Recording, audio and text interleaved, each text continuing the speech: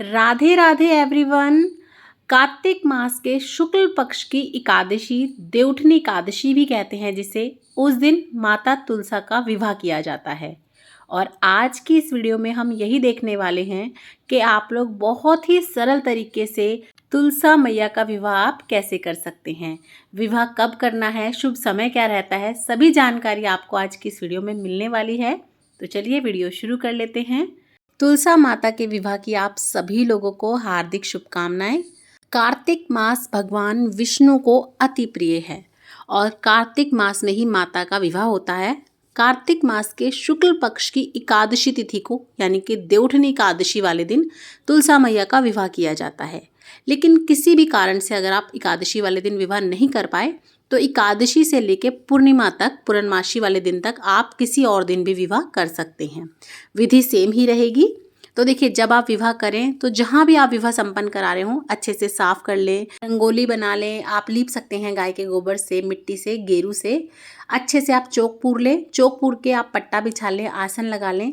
आप चाहें तो प्रॉपर मंडप भी बना सकते हैं, पर मैं यहाँ बहुत ही सरल तरीके से आपको बता रही हूँ। यहाँ मैंने तुलसा माता का ये छोटा सा गमला ले लिया है। इसे अच्छे से मैं ये पोशाक पहना दूंगी, लहंगे की तरह, थोड़ा दुल्हन की तरह हम सजा देंगे। आप अच्छे से प्रॉपर साड़ी बांध सकते हैं, उनका अच्छे से श्रृंगार कर सकते हैं। तुलसी विवाह में गन्ने से मंडप बनाया जाता है, तो आप अच्छे से भव्य रूप से बना सकते हैं बड़ा सारा, या इस तरह से देखिए साइड में आप लगा ले, खड़े कर लें। गन्ने ज़रूर रखें आप पूजन में। तुलसा माता का विवाह आप चाहें तो विष्णु भगवान के साथ करा सकते हैं, या फिर सालिग्राम जी के साथ करा सकते हैं, या फिर लड्डू गोपाल के साथ भी करा सकते हैं। ये तीनों ही भगवान विष्णु का स्वरूप होते हैं। आज मैं तुलसा मैया का विवाह भगवान सालिग्राम के साथ करवा रही हूँ, तो मैंने उन्हें भी अच्छे से सजा लिया है, तैयार कर लिया है। थोड़े से तिल के दानों का आसन देके हम भगवान गणपति को विराजमान करवा लेंगे, क्योंकि इनके बिना तो कोई भी शुभ मंगल कार्य जो है संपूर्ण नहीं होता है।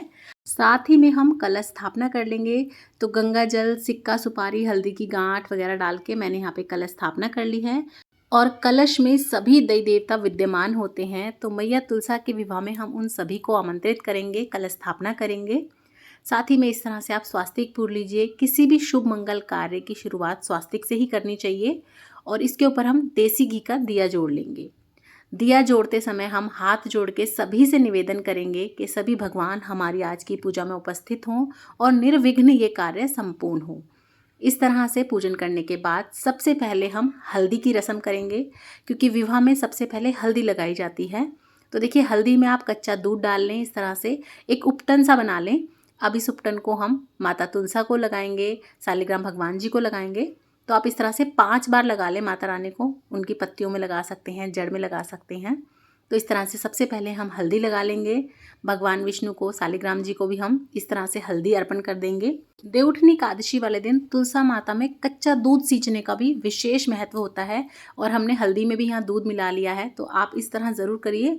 और अगर आप विवाह नहीं कर रहे तो केवल आप कच्चे दूध से उनको सींचिएगा ज़रूर।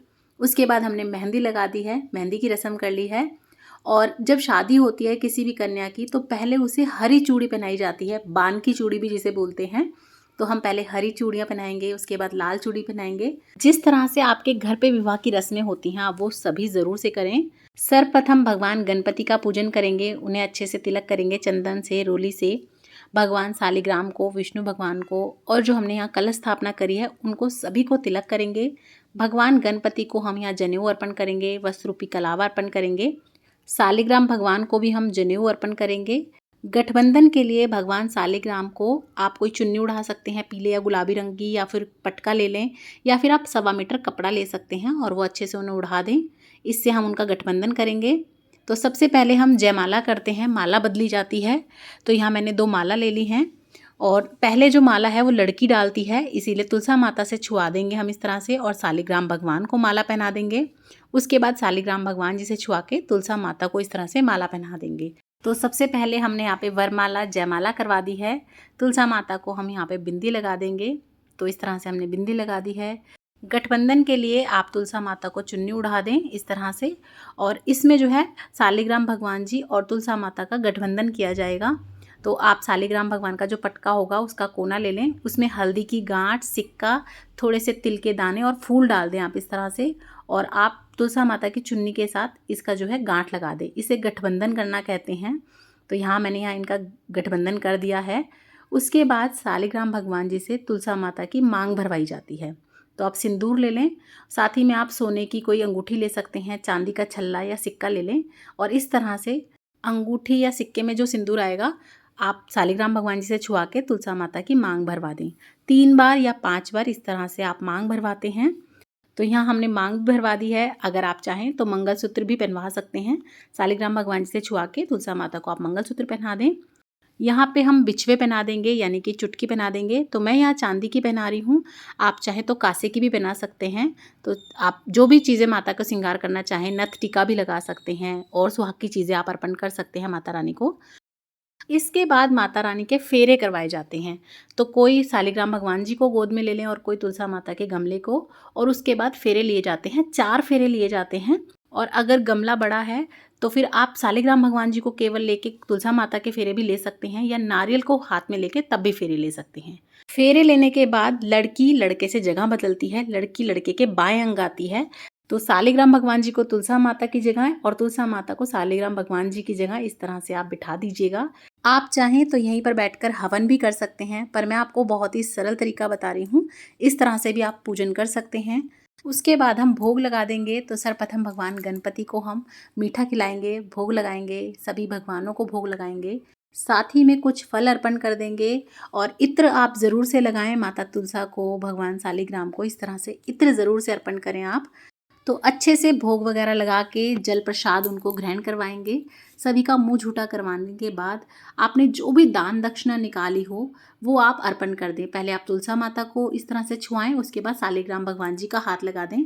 जिस तरह से हम जब कन्यादान करते हैं तो सभी चीज़ लड़की के हाथ में देके वर पक्ष को दे देते हैं, उसी तरह से आपने जो भी दान करना है, कपड़े हैं, बर्तन हैं, सुहाग का सामान है, या फिर आप नथ टीका पजेब जो भी अपने श्रद्धा के अनुसार देना चाहते हैं, वो सभी चीज़ें आप तुलसा माता को छुआएं, उसके बाद सालिग्राम भगवान जी को दे दें। और इन सभी सामान के साथ आप कुछ दक्षिणा ज़रूर से रखें। तो देखिए, दान है, जैसे लड़की के विवाह में कितना भी आप बढ़ा सकते हैं, अपने हिसाब से दें, पर कुछ दक्षिणा ज़रूर से रख दें। उसके बाद हमें यहीं पर बैठकर कथा सुननी है। बिना कथा सुने विवाह संपूर्ण नहीं माना जाता। तो 1 लोटा जल ले लें आप हाथ में, थोड़े से तिल के दाने ले लें और यहीं पर बैठकर आप कथा सुने तुलसा माता के सामने। कथा का वीडियो मैं अलग से बना दूंगी, आपको चैनल पे मिल जाएगा, लिंक डिस्क्रिप्शन बॉक्स में मिल जाएगा, उसे भी ज़रूर चेक कीजिएगा। कथा सुनने के बाद ये दाने हम ले लेंगे और यहीं पर इन दोनों के आगे इस तरह से अर्पण कर देंगे। और इस तरह से हम हाथ जोड़ लेंगे, माता रानी के पैर पड़ लेंगे। उसके बाद धूप दीप से हम अच्छे से प्रेम पूर्वक आरती करेंगे। सर्वप्रथम भगवान गणपति की आरती कर लें। आपको तुलसा माता की आरती आती हो तो वो कर लें, नहीं तो आप भगवान विष्णु की आरती कर लें। ओम जय जगदीश हरे वाली आरती आप कर सकते हैं। प्रेम पूर्वक आरती कर लें इस तरह से आप, और हाथ जोड़कर पूजा में रही किसी भी कमी के लिए क्षमा याचना कर लें कि हे भगवान, कोई हमसे भूल चूक हुई हो तो उसे माफ़ करना, हमारी पूजा को स्वीकार करना। और इस तरह से थोड़ा सा जल लेके यूँ फिरा देंगे। इस तरह से आपकी आरती संपूर्ण हो जाती है, पूजा संपूर्ण हो जाती है। उसके बाद तुलसा माता की फेरी लगाई जाती हैं। आप चाहें तो फेरी आरती से पहले भी लगा सकते हैं या आरती करने के बाद भी फेरी कर सकते हैं। फेरी करने के लिए आप 108 चीज़ें ले लें। आप मूंगफली ले सकते हैं, टॉफ़ी ले सकते हैं, या कोई काजू बादाम किशमिश कोई भी चीज़ आप ले लें 108 गिन करके, और एक एक चीज़ आप डालते रहें इस तरह से, और आप परिक्रमा करते रहें। परिक्रमा करते वक्त आप भगवान विष्णु का कोई मंत्र उच्चारण कर सकते हैं। तुलसा महारानी नमो नमो, श्री हर की पटरानी नमो नमो, इस तरह भी आप बोल सकते हैं। और उसके बाद आप अपनी परिक्रमा कर ले।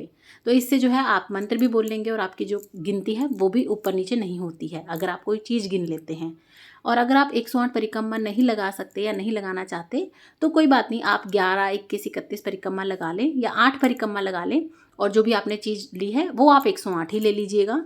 अब बात कर लेते हैं कि ये विवाह किया कब जाता है। तो देखिए, एकादशी वाले दिन या पूर्णमासी तक कभी भी आप विवाह करेंगे तो आप शाम के समय करेंगे। गोधूली बेला जिसे बोलते हैं, जब दोनों समय मिल रहे होते हैं, उस समय पर तुलसा माता का विवाह किया जाता है। और विवाह के बाद आप विदाई कैसे करेंगे, इस सामान का आपको कैसे करना है, तुलसा माता को विदा करना है या अगर आप घर पे रखना चाहते हैं तब आप किस तरह से विवाह कर सकते हैं, उसके लिए आपको अलग से चैनल पे वीडियो मिल जाएगी, उसे भी ज़रूर देखिएगा। लिंक सभी का डिस्क्रिप्शन बॉक्स में होगा, नहीं तो आप चैनल पे विजिट कर सकते हैं। इसी तरह से हिंदू धर्म, पाठ पूजा, घर गृहस्थी से रिलेटेड वीडियोस आपको देखने को मिल जाती हैं। और ये सरल विधि आपको कैसी लगी कमेंट करके ज़रूर बताइएगा। और वीडियो पसंद आई हो, चैनल अच्छा लगे तो ज़्यादा से ज़्यादा शेयर कीजिएगा फ्रेंड्स एंड फैमिली के साथ। और इसी तरह की और वीडियोस देखने के लिए चैनल पर बने रहें। जय सिया राम, राधे राधे।